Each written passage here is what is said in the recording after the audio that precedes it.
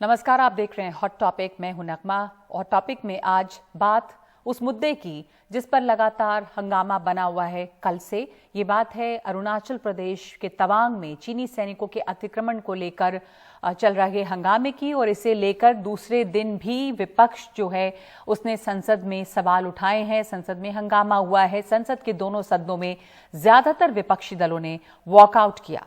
तवांग की घटना को लेकर अब विपक्ष चीन के साथ बढ़ते आयात और कारोबार को भी मुद्दा बना रहा है।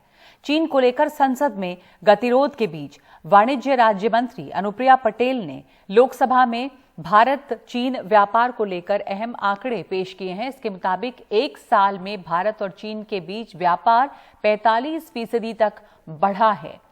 गलवान की घटना के बाद भी चीन के साथ बढ़े व्यापार पर आम आदमी पार्टी और दूसरे विपक्षी दल सरकार से स्पष्टीकरण मांग रहे हैं।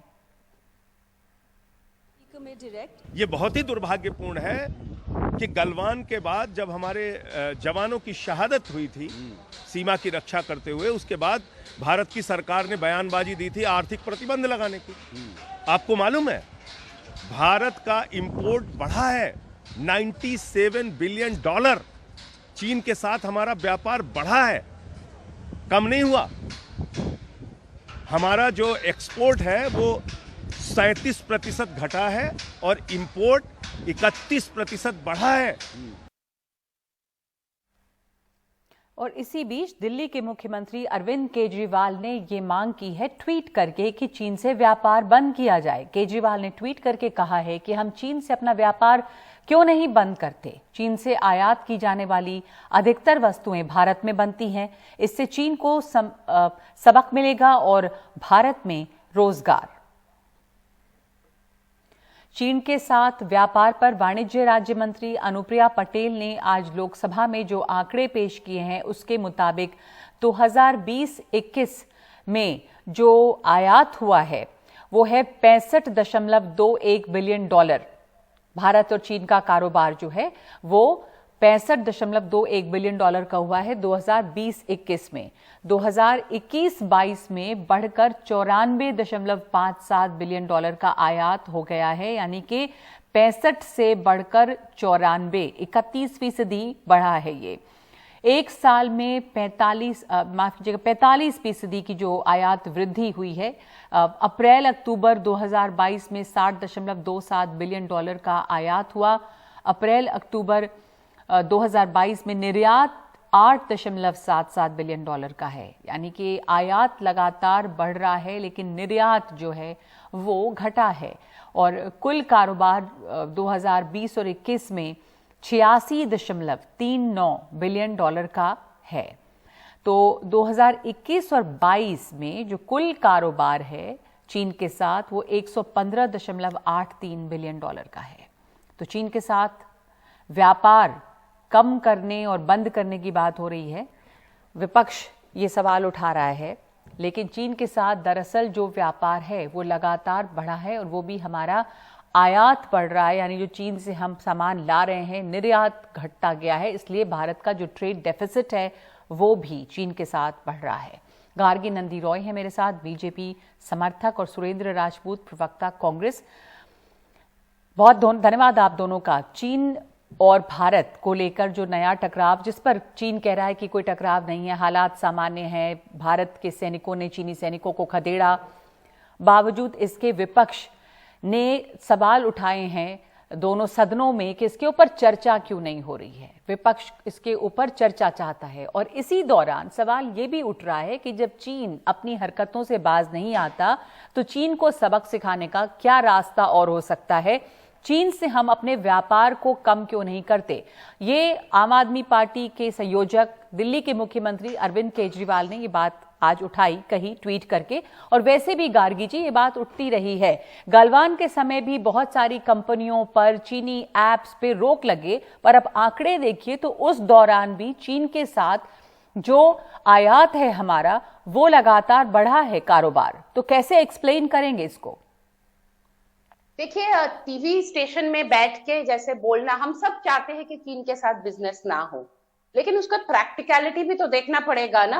नहीं, एक तो है कि हमारा जो के बोलने की बात नहीं कर रही हूँ गार्गी जी, आपने शुरुआत ही ऐसे कहा जैसे हम मांग कर रहे हैं। बात यह है कि ये सब नेता मांग कर रहे हैं और आप सरकार की तरफ से गलवान के बाद ये बात लोगों से अपील की गई और बार बार ये हुआ कि हम चीनी एप्स बंद कर रहे हैं, तो जो ऑप्टिक्स था वो कुछ और था। ये बात हम भी समझते हैं कि प्रैक्टिकली चीन के साथ व्यापार बंद करना मुमकिन नहीं है, पर ये जनता को तो बताया जाता है ना कि हम नेशनलिज्म में चीन के साथ व्यापार बंद 15 मिनट बाद।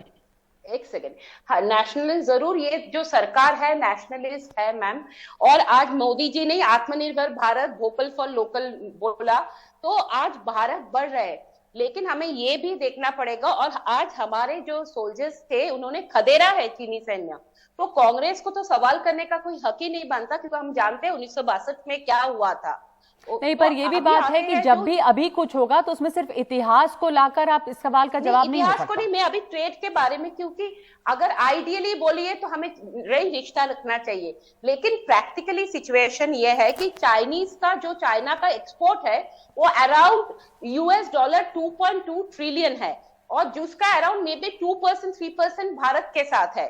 तो अगर हम अभी बंद कर देंगे तो नुकसान ज्यादा भारत को पहुंचेंगे। किसको नुकसान पहुंचेगा? देखिए हमारा जो प्रोड्यूसर्स है, मैन्युफैक्चरर्स है, जिनको रॉ मटेरियल्स लाना पड़ता है, क्योंकि चाइना में रॉ मटेरियल्स कम, और उससे यहाँ पे कुछ और प्रोडक्ट्स बन रहे हैं। फिर हम लोग जो रोड साइड वेंडर्स को देखते हैं, जो छोटे बिजनेस करते हैं, छोटे, क्योंकि स्मार्टफोन्स, कोई भी इलेक्ट्रॉनिक मटेरियल, कंप्यूटर हार्डवेयर, सब कुछ आता है। और फिर जो चाइनीज इन्वेस्टमेंट्स, अभी ट्रेड डेफिसिट जो है वो लगातार भारत के लिए बढ़ा है, यानी कि जो कारोबारी घाटा है, भारत अभी भी हमें भारत के एक्सपोर्ट नहीं कर रहा, ज्यादा एक्सपोर्ट नहीं कर पा रहा, और वहां हम इंपोर्ट ज्यादा से ज्यादा कर रहे हैं। वो बात ठीक है, इसकी प्रैक्टिकलिटी क्या है, लेकिन तब सवाल उठता है कि ये बातें क्यों कही जाती हैं कि चीन के साथ व्यापार, चीनी सामान का बहिष्कार करें। ये मांग बहुत जोर शोर से बहुत ग्रुप्स उठाते हैं। सुरेंद्र राजपूत, 45 एप्स बैन हुआ, 45 एप्स, और क्या फायदा हुआ उसका? जब ये है नहीं तो ये तो क्या है, ये ऑप्टिक्स है सिर्फ। जो भारत के हित में है वो तो करना पड़ेगा ना, जो भारतीय बिजनेसमैन है। क्या हित है जब आपका कारोबार लगातार बढ़ रहा है? या तो ये कहें कि कारोबार बंद नहीं हो सकता, फिर हम इस तरह की ऑप्टिक्स भी नहीं करें, और जहां पर जो बात हो सकती है वो कहें। बहरहाल ऐप तो कर नहीं, वहां पे खदेड़ा, हम अपने जमीन नहीं देंगे। खदेड़ने की बात अलग है, हम कारोबार की बात कर रहे हैं, और इस पर आपकी प्रतिक्रिया मैं जानना चाह रही थी। पर सुरेंद्र राजपूत, आप क्या कहेंगे? जो बात गार्गी कह रही है वो बात सही है कि प्रैक्टिकली ये पॉसिबल नहीं है कि आप चीन के साथ कारोबार बंद कर दें, चीन को सबक सिखाने के लिए आज कारोबार बंद हो जाए, ऐसा नहीं हो सकता। और दूसरे की जो मांग लगातार विपक्ष कर रहा है चर्चा की, वो किस बात पर चर्चा होगी? नगमा जी, एक बड़ा पुराना शेर याद आ गया गार्गी जी की बात पे। कहते समंदर ये तेरी खामोशी कुछ और कहती है, मगर साहिल पे टूटी कश्तियां कुछ और कहती है। और मेरी आंखों ने देखे हैं इस शहर के कई मंजर, मगर अखबार की सुर्खियां कुछ और कहती। 2014 से पहले यही भारतीय जनता पार्टी थी। 2007 में, 8 में, 4 में, 5 में, जब ये सत्ता में नहीं होते तब चीन के साथ व्यापार बंद होना चाहिए, और जब ये सत्ता में होते हैं तब चीन के साथ व्यापार कहीं गुना बढ़ना चाहिए। ये दोहरा रवैया, ये दोगलापन जो है मेरे ख्याल से उचित नहीं है, पहली बात। दूसरी बात, हम इस पर बहुत ज्यादा चर्चा इसलिए नहीं करेंगे क्योंकि भारतीय जनता पार्टी चीन के ऐप को बैन करने के साथ साथ 2019 में, जिम्मेवारी से कह रहा हूं, इनके चुनाव की जो प्रचार की रणनीति की जो कमान थी, यूसी ब्राउजर ने संभाली थी, जो चाइनीज ऐप है। जो लोग अपनी पूरी राजनीति को यूसी ब्राउजर से करते हो और उनको रणनीतिक ठेका, राजनीतिक ठेका दे रखा हो, वो आज आप उल्टी सीधी बातें करेंगे आपके सामने। तो सच बात यह है कि व्यापार तो बंद कम होना चाहिए, हमारी आत्मनिर्भरता बढ़नी चाहिए। हाँ, ये बात जो दिल्ली के जो लोग हैं, झूठे लोग हैं, जो लिख करके झूठ बोलते हैं, वो कहें, हमें उससे फर्क नहीं पड़ता। हम इतना जरूर कहते हैं कि चीन जो केजरीवाल कह रहे हैं कि व्यापार बंद कर दे ताकि मेक इन इंडिया को बल मिले और चीन को सबक सिखाया जाए, ये मुमकिन नहीं है। पर आप कह रहे हैं कि हाँ, कारोबार जो है वो उसमें बैलेंस आना चाहिए ताकि ट्रेड डेफिसिट कुछ कम हो।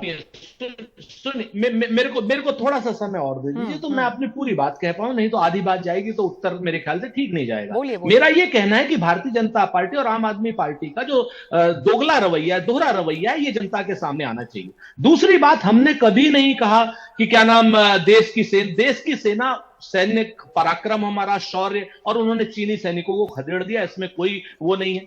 भारत सरकार की विदेश नीति हो चाहे रक्षा नीति हो, विपक्ष इसका सरकार का अहम हिस्सा होता है, सरकार के साथ खड़ा होता है। लेकिन विपक्ष अगर सवाल पूछता है तो विपक्ष को गद्दार कहा जाता है। जब नरेंद्र मोदी से हम ये सवाल पूछते हैं कि 2014 से लेकर 2022 तक आप 18 बार चीनी राष्ट्रपति से मिलते हैं, क्यों? जब हम ये पूछते हैं कि गलवान शहीदों के हत्यारे से आप हाथ मिलाते हैं अभी बाली में जाकर के। जी, इतना ही समय है, माफ कीजिएगा। आप सही कह रहे हैं कि जब सवाल पूछा जाता है तो उस समय चर्चा नहीं होती है। और रिबटल करने दीजिए। हाँ, बोलिए गार्गी जी। रिबटल ये है कि जी ये भूल रहे हैं कि जो राजीव गांधी फाउंडेशन जो चाइना से पैसा लिया, या जो मेमोरेंडम ऑफ अंडरस्टैंडिंग साइन हुआ था 2008 में चाइनीज कम्युनिस्ट पार्टी के साथ, वो कांग्रेस के टाइम पे ही हुआ था। 5 सेकंड का जवाब मुझे रिबटल देना पड़ेगा। मेरे पास अभी इतना ही वक्त है और मैं ये कहना चाहती हूँ कि चीन के ऊपर कोई भी बहस राजीव गांधी फाउंडेशन और 1962 पर ही नहीं हो सकती। अभी क्या हो रहा है, और यहाँ चर्चा ये है कि कारोबार का जो मसला उठ रहा है कि इस बहाने क्या चीन के साथ और सख्ती करनी चाहिए, सवाल ये है। धन्यवाद आप दोनों का, सुरेंद्र राजपूत और गार्गी जी, हमारे साथ शामिल होने के लिए। एक ब्रेक ले रहे हैं हम हॉट टॉपिक में, और ब्रेक के बाद बिहार की असेंबली में क्यों हंगामा हुआ और नीतीश कुमार क्यों इतना नाराज हो उठे बीजेपी के ऊपर।